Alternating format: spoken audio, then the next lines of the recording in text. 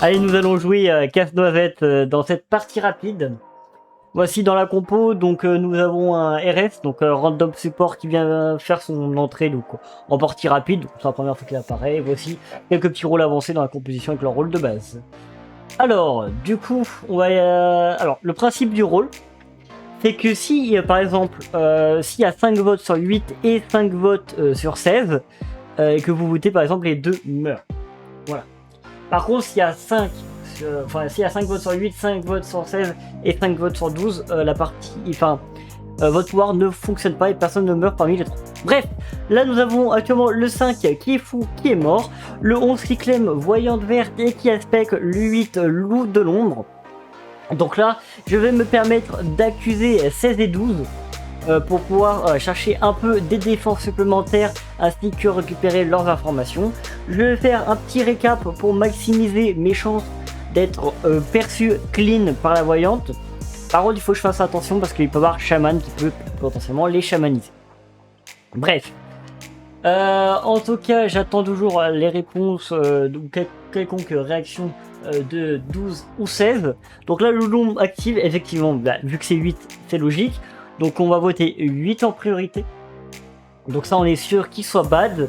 Pour l'instant, la voyante Dora n'a toujours pas dit d'infos, donc n'a pas encore parlé. Donc on va pouvoir attendre les prochains jours pour voir si elle dit une info plutôt intéressante ou non. Pour le moment, normalement, les loups-garous, normalement, ils n'ont pas assez de votes. Ok, ils égalisent et l'astronome qui a activé la nouvelle lune. N'oubliez pas que l'astronome peut transformer... Enfin, l'astronome ne bloque pas les votes des loups-garous, mais bloque l'action de tuer. C'est-à-dire que les loups-garous peuvent néanmoins voter, par exemple, pour transformer un villageois maudit, un rôdeur ou un fan des loups, par exemple. Donc en soi, le rôle a été nerfé il n'y a pas si longtemps que ça. Bon, ça commence à dater de quelques mois, il me semble, mais il faut pas oublier cela. Vraiment. Allez, en espérant qu'il n'y ait pas trop de morts de côté villageois. Ok, donc effectivement, Léo n'a pas encore tué. Ok, donc le 7 qui clame Voyante Dora qui attaque le 16 obscur, sachant que j'avais accusé 16 et 12. Donc potentiellement qu'il a été chamanisé, bon ça de toute façon on verra par la suite. Le 1 du coup serait clean par la voyante verte. Donc ça de sûr, le 1 ne serait pas loup chaman, donc ça c'est sûr. Donc ok. Donc là effectivement non, là le 11 qui me demande au casse-noisette d'activer, alors il faut mieux que le casse-noisette active plutôt en fin de vote pour éviter que les bads essayent de voter quelqu'un d'autre, enfin pour assurer nos votes sur 16 et 8 en même temps, donc il faut essayer d'assurer les deux en même temps.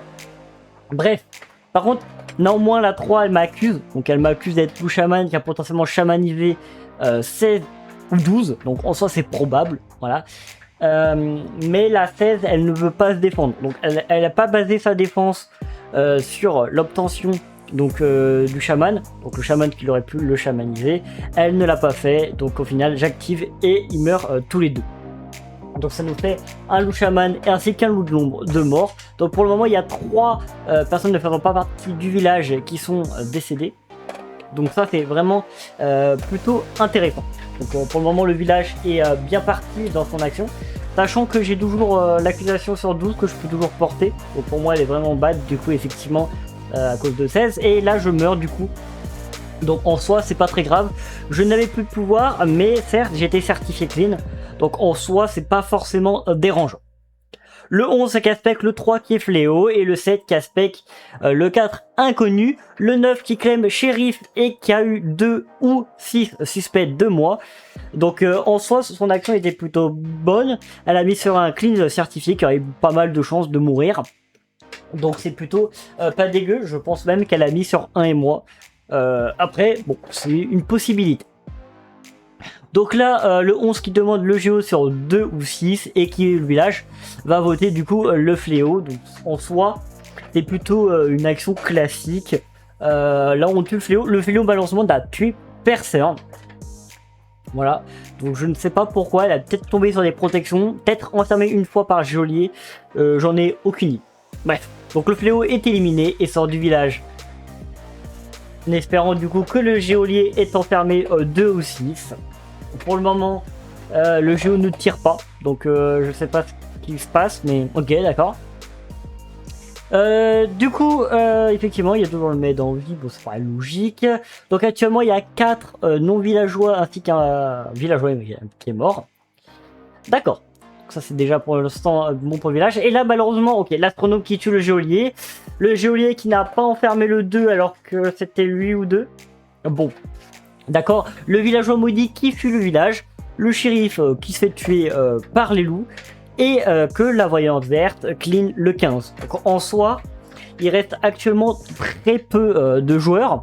Donc nous avons déjà le 1, le 7, le 11, le 15 de clean de sûr, le 12 qui est suspecté par moi, le 2 du coup qui est genou certifié donc par le shérif, et le 13, bah le 13 nous avons rien sur 13 et 12. En soi nous avons rien sur les deux, mais moi je pense quand même sur le 12 qui soit bad, étant donné que le 16 a pseudo, on va dire, dévo le 12. Bon, c'est pas un dévo vraiment qui peut être report ou quoi que ce soit, c'est vraiment pseudo. En gros, ça se voit pas, mais on peut accuser là-dessus.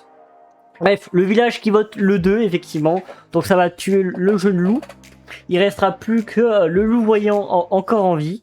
Le médium est toujours en vie, donc il va pouvoir réanimer si le 2 emporte une des sources d'information.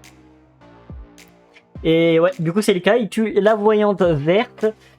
Du coup, le médium va juste réa 11, ce qui paraît très logique. Moi, je n'ai aucun pouvoir, littéralement, alors que la voyante a au moins un pouvoir, même si il n'est pas forcément nécessaire de réanimer toujours une voyante dans l'ensemble des games, quoi. Ok, donc les loups-garous qui tuent le docteur, le médium qui réanime la voyante. Bon, je crois que bien que la game va être terminée, il reste plus que 12, donc j'avais raison sur mes 2 accusations en premier tour. Bon, là dans la game vous voyez que les gens m'accusent de tricheur, mais c'est totalement faux. J'ai juste accusé 2 joueurs d'être suspects au premier tour. J'ai pas dit qu'ils n'étaient loups-garous, j'ai juste dit qu'ils étaient suspects. Et leur défense a été « Ah mais tu triches ». Donc ils ont juste claim loup-garou au lieu de se défendre. Le 16 aurait pu se défendre autrement, notamment avec chamanisé. Allez, on se retrouve à la partie analyse. Il y a l'introduction d'un RS, donc c'est un random support en partie rapide. Donc il y a une possibilité donc d'avoir 2 BH, donc 2 réfractaires ou 2 trappeurs. Mais bon. Alors là actuellement j'ai accusé, donc accusé ça permet notamment d'avoir une priorité, d'observer et analyser les réactions, ainsi de réduire le nombre de joueurs qui restent. Donc là en soi la 3 a une bonne théorie, bon j'y suis pas.